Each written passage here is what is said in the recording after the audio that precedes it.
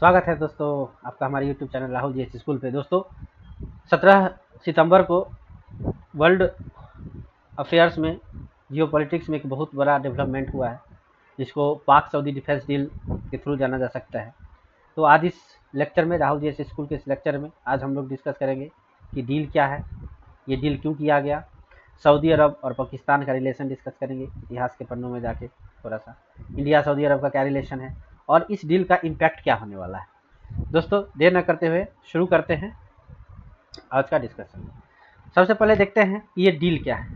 तो दोस्तों 17 सितंबर को पाकिस्तान और सऊदी अरब के बीच एक डील हुआ है, डिफेंस डील हुआ है, जिसके तीन पहलू देखे जा सकते हैं। एक है म्यूचुअल डिफेंस क्लॉज। इसमें कहा गया है कि अगर सऊदी अरब पे अटैक होता है या पाकिस्तान पे अटैक होता है, दोनों में से किसी भी देश पे अटैक होता है तो वो अटैक एक दूसरे पे माना जाएगा। अर्थात कोई कंट्री अगर सी है जो सऊदी अरब और पाकिस्तान में से किसी पे भी अटैक करती है, तो जो अटैक करने वाला देश है अगर पाकिस्तान में करता है तो उसको सऊदी अरब से भी लड़ाई मोल लेना पड़ेगा। ये है। दूसरा कॉम्प्रिहेंसिव डिफेंस कोऑपरेशन है, ये बहुत इंपॉर्टेंट है। इसमें न्यूक्लियर डिफेंस की भी बात की गई। जब सऊदी अरब के लीडर से पूछा गया तो बोले कि उन्होंने जवाब दिया कि ऑब्वियसली अगर ये डील हुआ है तो इसमें पाकिस्तान न्यूक्लियर अम्ब्रेला भी प्रोवाइड करवाएगा। इसका मतलब है कि सऊदी अरब के पास न रहते हुए भी, सऊदी अरब के पास न्यूक्लियर बम नहीं है, लेकिन इसके पास अब इस डील के थ्रू ये भी न्यूक्लियर बम इसके पास कहा जा सकता है, क्योंकि पाकिस्तान इसके हेल्प ले आएगा और पाकिस्तान के पास न्यूक्लियर बम। स्ट्रेटेजिक पार्टनरशिप है कि अगर दोनों के बीच ये बायलैटरल डील हुआ है, मतलब दोनों अपने रिश्तों को और नई ऊंचाई पे ले जाएंगे, तो यही एक डील हुई है जो कि एक मेजर डेवलपमेंट कहा जा सकता है। अब हम लोग कहेंगे कि ये डील क्यों हुआ है। दोस्तों आज दुनिया में दो आदमी हैं, नेतन्याहू साहब और डोनाल्ड ट्रंप साहब, जिन्होंने बाजी लगा रखा है कि दुनिया के जो वर्ल्ड ऑर्डर है उसको कितना हम डिसरप्ट कर सकते हैं।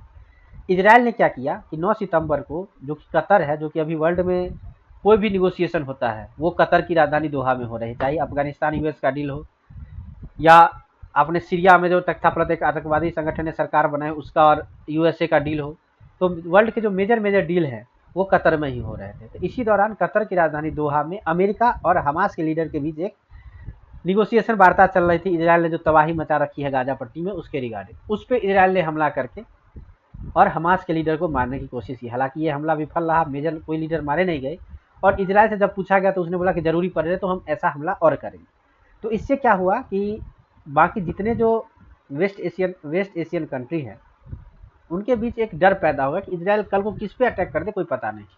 और इसी बीच अमेरिका एक रिलायबल पार्टनर भी नहीं रह गया है। मैंने पुराने लेक्चर में आपको बताया है कि कैसे अमेरिका अपना सॉफ्ट पावर खो रहा है और चाइना का सॉफ्ट पावर मजबूत हो रहा है। मतलब ये अपने ही जो इसके फ्रेंड है उसी के साथ इसका रिलेशन सही है। उधर यूरोपियन यूनियन को बार बार धमकी दे रहा है, जापान साउथ कोरिया को भी टैरिफ का बार लगा के, मतलब इंडिया के साथ भी इसका यही रिलेशन है, कनाडा के साथ इसने यही किया है। तो इसने अपना एक जो रिलायबिलिटी का वो टैग खोता जा रहा है यूएस। तो वेस्ट एशिया को भी लगता है, जो अरब देश है उसको, कि इजराइल कब किस पे हमला कर दे, उससे बचने के लिए जो न्यूक्लियर देश जो है इकलौता वो पाकिस्तान है। तो इसके साथ सऊदी अरब ने भी सोचा कि डील कर लेना चाहिए ताकि कल को इजराइल सऊदी अरब पे हमला ना करे, क्योंकि सऊदी अरब पे हमला पाकिस्तान पे माना जाए और पाकिस्तान के पास परमाणु बम है। जैसा कि हम देखते हैं कि परमाणु बम वाले जो देश हैं आपस में युद्ध को बड़े लेवल पर नहीं ले जा सकते हैं, जैसा कि हमने अभी भारत पाकिस्तान का अप्रैल मई में देखा था। तो एक रीजन तो ये है। दूसरा आपने देख ही लिया ट्रंप साहब का जो रिलायबिलिटी है। और जब सऊदी अरब से पूछा गया तो उन्होंने बोला नहीं नहीं, ऐसा कोई सिचुएशन स्पेसिफिक नहीं है, ये हम लोग बहुत लंबे समय से सोच रहे थे ऐसा डील करने की। तो ये डील क्यों हुआ ये भी आपने समझ लिया। इसमें मेजर जो है इजराइल का जो हमला था कतर पे, उसको बहुत ही सीरियस रूप में माना गया है। अरब देशों को लगा कि इजराइल कब क्या कर दे कोई ठीक नहीं है, तो उन्होंने पाकिस्तान के थ्रू के साथ ये डील करना चाहिए। आगे हो सकता है आपको नजर आए कि इसमें और देश शामिल हो जाए, तुर्की शामिल हो गया, इंडोनेशिया शामिल हो गया, मलेशिया हो गया, तो बहुत बड़ी दिक्कत हो जाएगी वर्ल्ड पॉलिटिक्स में। अब हम लोग पाक सऊदी का रिलेशन देख लेते हैं कि पाक सऊदी का रिलेशन कैसा है। हालांकि 2016 के बाद से रिलेशन कुछ भारत के फेवर में था, लेकिन लगता है कि अब फिर से हालात बदल रहे हैं। सबसे पहले दोनों देशों के बीच मजबूत जो रिलेशन है उसका सबसे बड़ा रीजन है दोनों मुस्लिम कंट्री है। सबसे बेसिक रीजन, और जिसको कॉर्नर स्टोन कर सकते हैं कि सबसे बेसिक आधारशिला जो है दोनों मुस्लिम कंट्री। सऊदी अरब फर्स्ट कंट्री बना था जो कि 1947 में विभाजन के बाद पाकिस्तान को रिकॉग्नाइज किया था। फिर पाक ने 1960 में जो इजिप्ट वार यमन में हुआ था उसमें हेल्प किया था। इसमें क्या हुआ था, ये देखिए सऊदी अरबिया है, ये यमन है। तो 1960 में आपको भी पता है कि कर्नल नासिर जो था इजिप्ट का शासक था और उस समय कोल्ड वार चल रहा था। कर्नल नासिर बहुत ही बड़ा सेकुलर था और रशियन इन्फ्लुएंस में था, और सऊदी अरबिया जो था अमेरिकन इन्फ्लुएंस में था। तो यमन में जब विद्रोह हुआ तो कर्नल नासिर ने अपनी सेना भेज दी थी और विरोधी गुटी को लिया, और सऊदी अरब ने यहाँ के शासक जो मोनार्क थे उनके हेल्प के लिए अपनी सेना भेजी थी। तो यहाँ पे कोल्ड वार का स्थिति हो गया था, रसिया और अमेरिका के बीच अप्रत्यक्ष रूप से हो गया था, जैसा कोरियन वार का संकट था लगभग उसी तरह का था।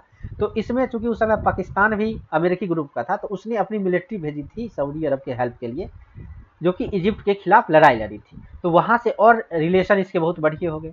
फिर 1979 में आपको पता होगा कैसे ग्रांड मस्क्यू पे जो सीजियर हो गया था, कुछ उग्रवादी कट्टरपंथी ने जो कब्जा कर लिया था मक्का पे, तो उसको रिलीज करवाने में भी पाकिस्तान की फोर्स ने बहुत बड़ी हेल्प की थी। फिर 1982 में बायलैटरल सिक्योरिटी टाइज हुआ कि हाँ अब हम लोग एक सिक्योरिटी टाई करते हैं, तो दोनों ने 1982 में सिक्योरिटी डील साइन की। फिर सऊदी अरब जो है मल्टीपल ओकेजन पे पाकिस्तान को बेल आउट पैकेज देता रहा, अभी भी हाल ही के दिनों में 3 बिलियन का हेल्प किया है।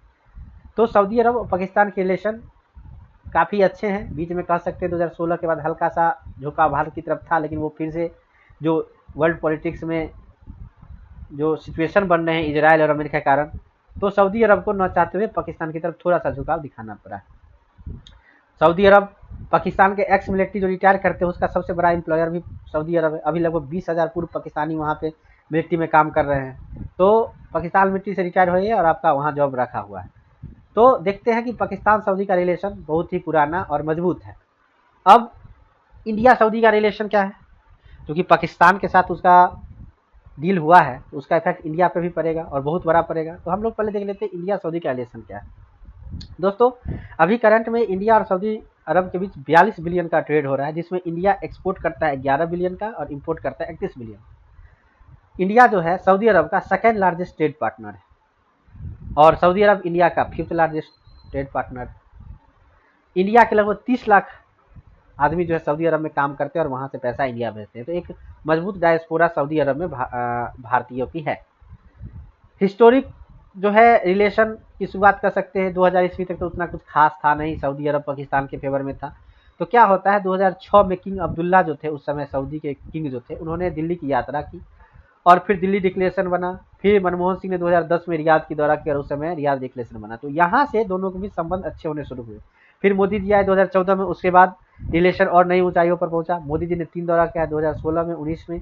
फिर मोहम्मद बिन सलमान जो वहाँ के अभी किंगडम है, जो कि उदारवादी सोच के माने जाते हैं, जो जिन्होंने कसम खा रखी है कि 2030 तक सऊदी अरब को बदल देंगे, उन्होंने भी 2019 में भारत की यात्रा की, 23 में यात्रा की। फिर अभी 2025 में जब पहलगाम में अटैक हुआ था तो मोदी जी वहीं पे थे सऊदी अरब में, जिस समय यहाँ पे अटैक हुआ तो बीच यात्रा छोड़ के आए और उस समय सऊदी अरब ने कड़ा ऐतराज जताया था और आतंक इस हमले की कड़ी निंदा की थी। सऊदी अरब भारत के प्रति सॉफ्ट रहा है। धारा 370 रिमूवल के बाद पाकिस्तान जितना जोर से इसको उठा रहा था मुद्दा, सऊदी अरब ने इसको उतना इंटरटेन किया नहीं। तो कह सकते हैं कि भारत सऊदी अरब के रिलेशन अभी तक अच्छे रहे हैं। अब इस डील के पीछे क्या बात है, क्योंकि भारतीय जो गवर्नमेंट है, इंडियन गवर्नमेंट, उन्होंने बताया कि हाँ सऊदी अरब ने भारत को बता रखा था कि हम कोई ऐसा डील कर रहे हैं। लेकिन दोस्तों ये बात कहा जा सकता है कि ये भारत के लिए थोड़ा सा भी परीक्षा के समय है, ये थोड़ा सा कठिन समय है international relation in view of India's perspective, क्योंकि अभी तो ये डील हुआ ही था। उधर डोनाल्ड ट्रंप साहब ने 4 बाहर पोर्ट जो ईरान में है, जिसका यूज भारत मध्य एशिया और यूरोप में एक्सेस के लिए करता है, उस पे जो सैंक्शन, उसके यूज पे जो सैंक्शन का वेवर था उसको हटा दिया था। तब भारत 4 बाहर पोर्ट को भी उतना खुले तौर से यूज नहीं कर सकता।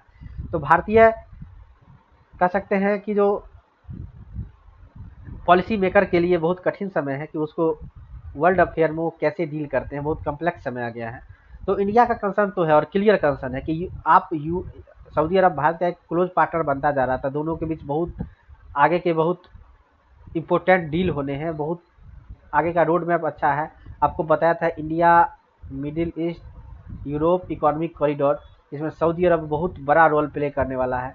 अब इस डील के बाद थोड़े से तो चिंता भारतीय खेमे में है कि सऊदी अरब अगर पाकिस्तान से डील कर लिया है, कल को भारत पाकिस्तान के बीच फिर से कोई जंग छिड़ जाती है तो उस समय भारत के लिए थोड़ा सा दुविधा की बात हो जाएगी।